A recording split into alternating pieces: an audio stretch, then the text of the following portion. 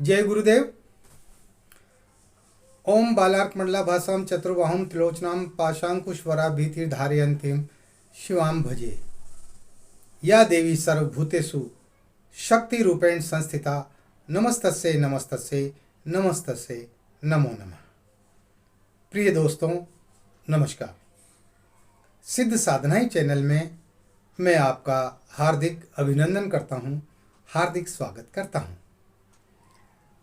आइए आज मैं बात कर रहा हूँ एक ऐसे यंत्र की जो हमारे उन लोगों के लिए ज़्यादा काम का रहेगा जो अपना धंधा करते हैं, रोजगार करते हैं, व्यवसाय करते हैं, किसी कंपनी में काम करते हैं या प्राइवेट जॉब करते हैं।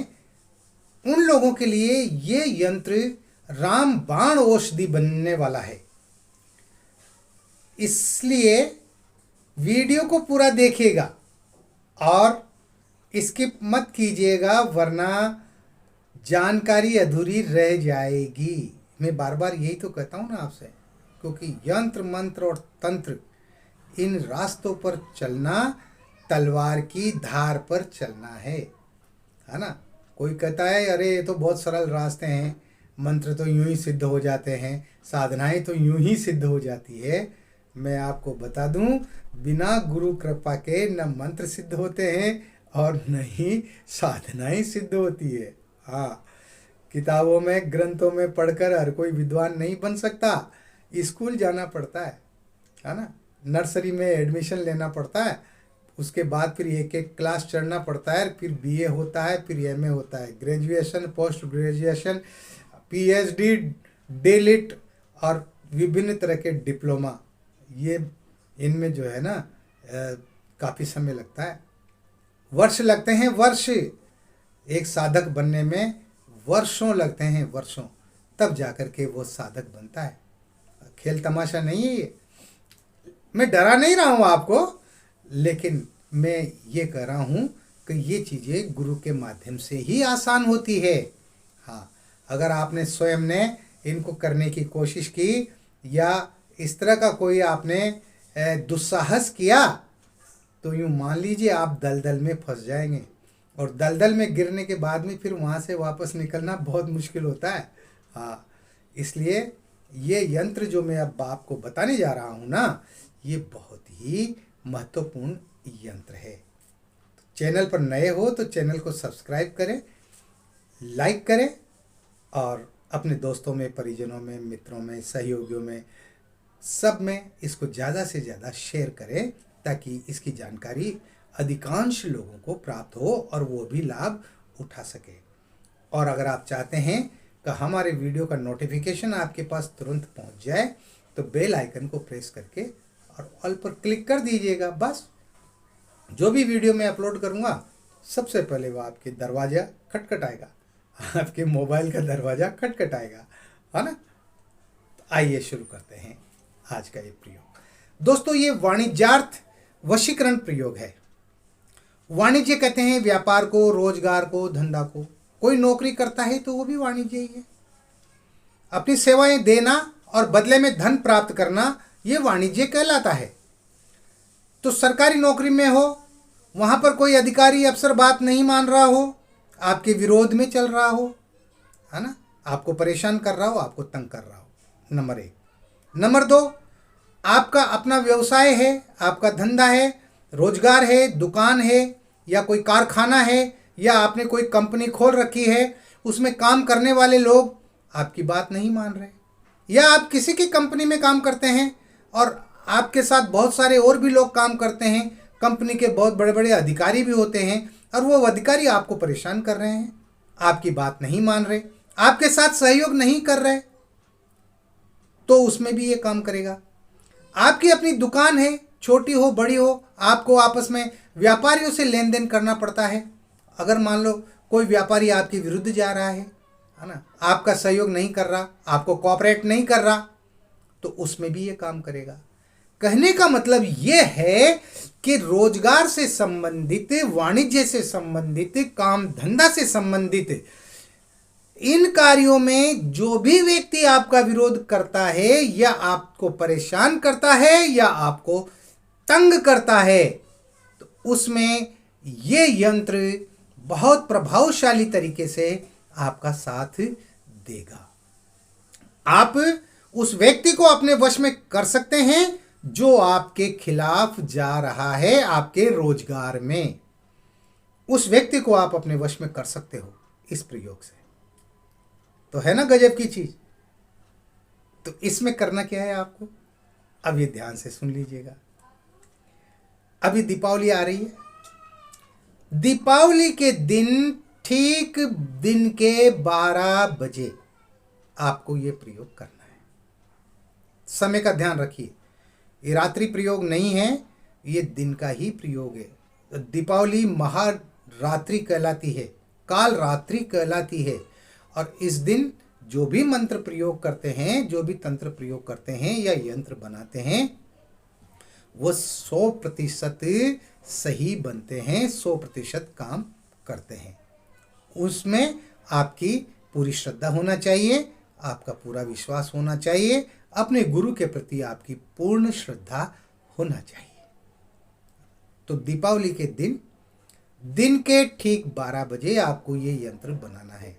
आप स्नान करें, स्नान करके आप जो है स्वच्छ साफ सफ़ेद कपड़े पहने। कपड़े कैसे भी पहन सकते हैं आप, सिले हुए भी हो सकते हैं, आप सफ़ेद धोती भी पहन सकते हैं, जो भी है। आपको पूर्व दिशा की ओर मुंह करके बैठना है, ठीक है। और आपके पास एक भोजपत्र होना चाहिए।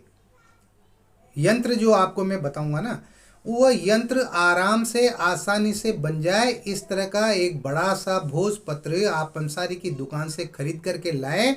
और खरीदते समय ये ध्यान दें कि भोजपत्र कटा फटा नहीं होना चाहिए, उसमें छेद नहीं होना चाहिए, टूटा फूटा नहीं होना चाहिए, साबुत होना चाहिए, है ना। और इसके साथ ही आपको गोरोचन की व्यवस्था करनी है। गोरोचन भी बाजार में मिल जाता है, लेकिन मुश्किल से मिलता है, पहले तलाश करना पड़ता है। गोरोचन चाहिए। तो गोरोचन सूखा हुआ होता है। अब उसकी स्याही बनानी है आपको। अब स्याही कैसे बनेगी? गंगा जल डाल के, गुलाब जल डाल के, या पानी डाल के? नहीं नहीं नहीं नहीं नहीं, बिल्कुल नहीं, ये कुछ नहीं डालना है। उस गोरोचन में आपको अपने शरीर से ब्लड निकाल के, खून निकाल के, और वो खून डालना पड़ेगा और उसकी स्याही बनानी पड़ेगी। कठिन तो है। अब खून कैसे निकालोगे, ये तो आपके ऊपर है भाई। या तो आप किसी से जो है, कोई नर्स हो, कोई कंपाउंडर हो, तो उससे कह दो भाई आना, जो मेरी नर्व में, हाथ में जो नर्व होती है, जो नस होती है ना, उस नस में जो है इंजेक्शन, वो सिरिंज जो है वो लगा के और वो ब्लड निकाल ले, एक सिरिंज भर के, है ना, तो आपका काम हो जाएगा। और वैसे कट लगाओगे तो कट में तो आपको बहुत परेशानी होगी, है ना, बहुत दर्द होगा, है कि नहीं। तरीके खोजने पड़ते हैं। तो आप किसी नर्स से मिल करके, या किसी कंपाउंडर से मिल करके, या कोई डॉक्टर आपका दोस्त है, मित्र है, तो उससे करके आप अपने हाथ में से, किसी भी हाथ में से, दाएं हाथ बाएं हाथ में से, जहाँ से भी आप चाहें, जो है एक सिरिंज भर के और इतना खून निकाल लें ताकि जो है ये यंत्र आसानी से बन जाए। गोरोचन में मिलाना है ये, है ना, इसी की स्याही बनानी है। आगे सुनिए। और इसके बाद आपको अनार की कलम लेनी है।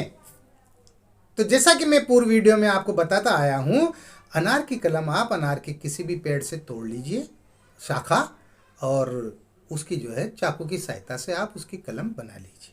मैं तो यहाँ तक कहता हूँ कि अनार की, चमेली की, इनकी कलम एडवांस में बना करके परमानेंट अपने घर में रखिए, अपने पास रखिए, ताकि जब भी कोई यंत्र बनाना पड़े, अगर चमेली की कलम से बनाना पड़े तो उसको काम में ले लो, अनार की कलम से बनाना पड़े तो उसको काम में ले लो, है ना, चलती रहेगी वो। मेरे तो 20-20, 25-25 साल से अनार की और चमेली की कलम चल रही है। उसको बदलने की ज़रूरत नहीं पड़ती है, एक बार बना लो बस, फिर वो काम करती रहती है। अनार की कलम आपको चाहिए। अब आपको क्या करना है, जो है अपने सामने एक पटिया बिछा दीजिए, बाजोट चौकी जिसे कहते हैं, और उस पर जो है कोई भी कपड़ा, सफ़ेद वस्त्र बिछा दीजिए, और आपको ये यंत्र निर्माण करना है, जो यंत्र आप स्क्रीन पर देख रहे हैं, है ना। ये यंत्र बनाना है, जैसा बना हुआ है ना इसमें, ऐसा ही बना हुआ है, ऐसा ही बनाना है। हाँ, बिल्कुल भी गलती नहीं करना, ये और बता देता हूँ मैं। और अमुक की जगह पर आपको कुछ नहीं लिखना, अमुक ही लिखना है। बीच में जो ह्रीम लिखा हुआ है, तो ह्रीम की जो मात्रा है ना, बड़ी ई की जो मात्रा लग रही है, उस मात्रा को थोड़ी लंबी और थोड़ी बड़ी बनाना, ताकि ह के और उस मात्रा के बीच में अमुक शब्द आ जाए। क्योंकि जब मैं इस यंत्र को बना रहा था ना मोबाइल से, तो उस समय इस मात्रा को लंबा करके, बड़ा करके और बनाने की प्रक्रिया जो है इसमें मोबाइल में नहीं थी, इसलिए मैंने अमुक को नीचे लिख दिया। लेकिन आपको अमुक को नीचे नहीं लिखना है, उस ह्रीम का जो ह है और जो मात्रा का, जो बड़ी की मात्रा का जो डंडा है, खड़ी लाइन है ना, उसके बीच में लिखना है अमुक। ठीक है, इस तरह से आप यंत्र को बना लेना। स्क्रीनशॉट ले लीजिए ताकि आप बनाने में गलती ना करें। बना करके और इस यंत्र को आप पाटे पर रख दीजिए। अब आप इसकी पूजन कीजिए। सुगंधित द्रव्यों से इसकी पूजन करनी है आपको। तो सुगंधित द्रव्यों में क्या आता है, सुगंधित पुष्प आते हैं। ऐसे पुष्प जो खुशबू से महकते हों, ऐसे पुष्प लाइए आप, कोई भी पुष्प हो सकते हैं वो। इसके अलावा इत्र, प्योर इत्र होना चाहिए, जो इस यंत्र पे आपको लगाना है। रुई का फोहा लेकर के, और उस फोहे की मदद से इसके जो है बीच बीच में इसके चारों तरफ थोड़ा थोड़ा इत्र वो लगा दें, है ना। स्नान कराना, यानी थोड़े से पानी के हल्के से छींटे मारना, और तिलक लगाना, केसर का तिलक लगाना है। हाँ, केसर का तिलक लगाएं। केसर का तिलक लगा के अक्षत चढ़ाएं, अक्षत चढ़ा के इसके ऊपर पुष्प चढ़ाएं, धूप दीप सुगंधित अगरबत्ती लगाएं, घी का दीपक लगाएं। तो इस तरह से जो है ये आपका यंत्र निर्माण हो गया। अब आपको करना क्या है, ये जो मंत्र मैं बता रहा हूं, इस मंत्र की आपको 11 माला मंत्र जप करना है। कितनी माला? सिर्फ 11 माला। किस माला से करना है? मूंगे की माला से। मूंगा माला होना चाहिए आपके पास, और दूसरी माला का आप बिल्कुल भी प्रयोग नहीं करेंगे। मूंगा माला ही होनी चाहिए। उस मूंगा माला से आप इस मंत्र की 11 माला मंत्र जप करेंगे। मंत्र इस प्रकार है: ओम ह्रीम अमुकस्य आकर्षय स्वाहा। ओम ह्रीम अमुकस्य आकर्षय स्वाहा। ये मंत्र इसी तरह से आपको बोलना है। अमुकस्य की जगह अमुकस्य ही बोलना है। बाद में फिर प्रयोग कैसे करना है वो मैं बताऊंगा आपको। इस तरह से आपको इस मंत्र की 11 माला मंत्र जप करना है, और उसके बाद में उस यंत्र को आप फोल्ड करके और किसी एकांत स्थान में रख दें, या फिर उस यंत्र का आप ताबीज में भर लें और अपने गले में पहन लें, अपनी बाह में बांध लें। और ऐसा नहीं कर सकते हो तो उस यंत्र को फोल्ड करके और पॉलीथीन की जो थैली होती है बारीक वाली, उसमें उसको लपेट करके और अपने पर्स में रख लीजिए, बस, और कुछ नहीं करना। अब इसके बाद इसका प्रयोग कैसे करना है? जिस व्यक्ति को, जिस व्यापारी को, जो व्यक्ति आपके विरोध में जा रहा है, व्यापार में, धंधे में, रोजगार में, उस व्यक्ति के सामने जो है इस मंत्र में उसका नाम लेकर, ओम ह्रीम, उस व्यक्ति का नाम लेना है, आकर्षय स्वाहा। सिर्फ 21 बार पढ़ना है मन ही मन में उस व्यक्ति के सामने, जोर से उच्चारण नहीं करना, बुध बुधाना है।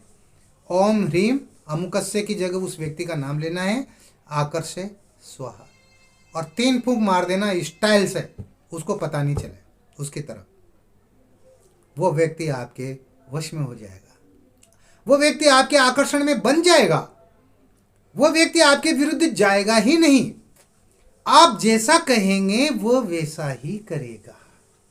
हाँ, तो ये आकर्षण का जो है बहुत बेहतरीन प्रयोग मैंने आपको बताया है।